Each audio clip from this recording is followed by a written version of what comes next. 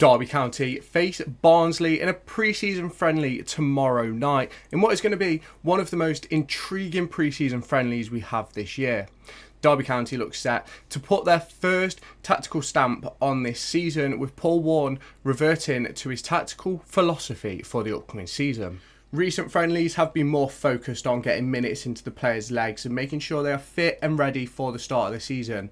But from now until Blackburn away on the opening day of the season, Paul Warne will be trying to implement his tactical philosophy. It's going to be really interesting to see how that one does develop. It's going to be interesting to see how it goes versus Barnsley, one of League One's better sides last year up until the back end. So it's going to be really interesting to see how that goes.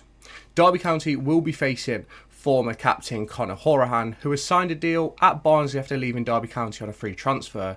He signed a player-coach deal, which is going to be interesting to see how that develops over the course of the next few years.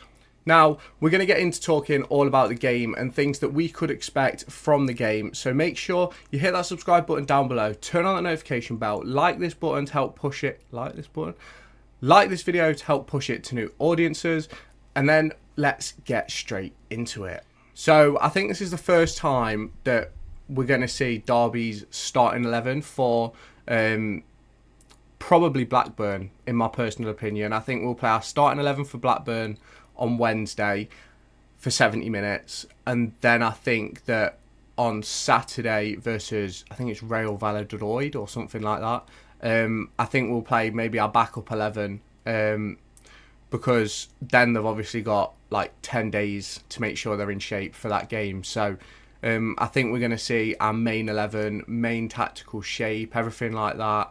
And I do think it's going to be an interesting one.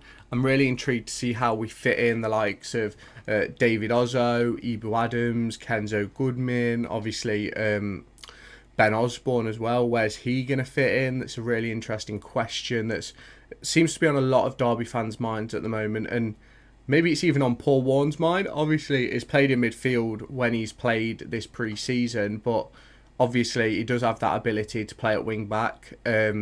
We've obviously seen Liam Thompson out there at wing-back, Corey Blackett-Taylor. Obviously, we are still a few players short when it comes to the squad. We are, and that is... But yeah, we are a few players short, and I think it's very obvious for everyone to see that we're a few players short. I think we do still need some more technical-minded midfielders. I think we need more creativity and goal-scoring prowess in there as well. I do think that is going to come from the loan market. I think we're probably dying out for a left wing-back as well. So it's like heading into this game versus Barnsley, I think it's going to be important to sort of make sure we keep the likes of Callum Elder fit, Craig Forsyth fit, who can play on that left-hand side. I would like to see Derby play a 4 at some point. I know we played 4-4-2 briefly versus Matlock, but I don't really think that counts. I think we played 4-3-3 the other night for about half an hour. I don't even think it was half an hour. I think it was about 10 minutes, really. Well, Liam Thompson was more of a left wing-back than a midfielder, so... it was maybe more of a 5 still, but it's one of those where I think Paul Warne has to really sort of show us what this team is capable of before the season starts, because at the moment I don't think I'm the only one who's sort of a bit up in the air about where we might be. Now I did a championship predictions video that will have came out this morning. If you haven't checked that out, make sure you do. I put Derby in 21st, and it's not because I don't think Derby are good enough to stay up. Obviously, 21st is staying up. And it's not because I don't think Derby are good enough to stay out of that relegation battle. But it's just, for me, 21st and above for me would be success under Paul Warne in this new era of Derby County. We're not splashing the cash. Obviously, there is talks of Jacob Zetterstrom supposedly came over for his medical on Sunday. Came over Sunday night to have his medical, went back Monday, should be back with us next Monday. So if you have not done so already, make sure you hit that subscribe button down below or in this top corner to stay tuned for all of my latest Derby County and EFL Championship and League One content that's going to be coming your way.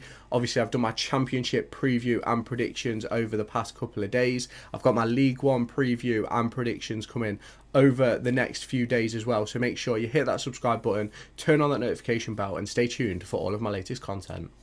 it's going to be interesting to see how that one does develop. Obviously, there's a lot that could go on there. It's going to be interesting to see if he's in for the first game of the season. Obviously, Paul Warne's got a massive influence on what happens over the next few weeks with the transfers and things like that. And it's like, I think we really do need a proper number 10. Obviously, we've got a more deep lying playmaker in Kenzo, but I think we need someone who can get on the ball a little bit higher up and sort of demand it in behind the strikers and things like that, because it's all right having players who can pick up the ball off the centre halves, but who's going to pick up the ball off them? And I know Paul Warne's got this habit of wingers and crosses in the box and things like that, but at the moment I don't think we have a cross in the box striker. Obviously there's James Collins, but I can't see him being our starting striker anywhere past the first 3 games. So it's something that I am really interested in looking into.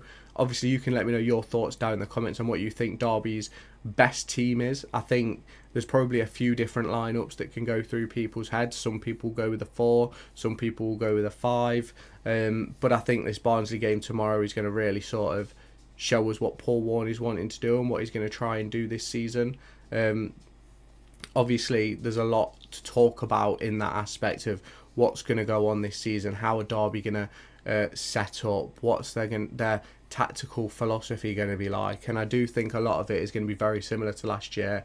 I do think it's going to be percentage plays rather than trying to dictate the ball. I do think we're going to be a very counter-attacking, deep-sitting team against the majority of the league. And similar to last season, we're not the big fish in this pond, but similar to last season is a lot of Derby County fans aren't going to be happy with the sitting deep, trying to be defensive, especially when you're playing some of the bigger teams. We saw it under Wayne Rooney that sometimes you have to come out and you have to attack those bigger teams to get those good results. It's like, I think we played West Brom, we played a 3-5-2 with Dylan Williams, but it was very advanced, and I thought we was excellent in that game, well deserving of the point. Now, we probably should have lost that game. Defensive brilliance kept us in the game, which is quite funny that I'm mentioning that when I'm trying to sort of take away from the argument of being defensive. But we didn't play a defensive game. We was attacking, we was trying to be on the front foot, we just didn't have the players versus West Brom to do that. So it will be interesting to see how that develops. Obviously, we've lost some big players over the course of the back end of last season, and now obviously Max Bird's moved on, Conor Horahan's no longer here, Corey Smith's no longer here, who else has moved on? Waghorn, Gale, they've all moved on as well. So we have lost some big names in the squad that maybe weren't the best players on the team, but were certainly impactful. And it's like a lot of people, including myself, sort of had a bit of an issue with Conor Horahan towards the back end, but his impact from set pieces was incredible. He was still, I think, our best output within midfield, although he lost his legs around January, in my opinion, and couldn't keep up with the play anymore. And I think it was obvious in that Peterborough game that we lost 3-2 that we just lost it with Conor Horahan, but he was still impactful from set pieces and in those sort of areas, and that's something that's going to be interesting to see for Derby this season. Who's going to take the set pieces, who's taking free kicks, who's taking corners? Are we going to be as impactful this year? Because I think we've lost a bit of size. I think our midfield wise, Kenzo's obviously smaller than Max Bird, and then obviously if you look at the back 3, I can't see the back 3 being anything other than Niambi, Cashin and Nelson.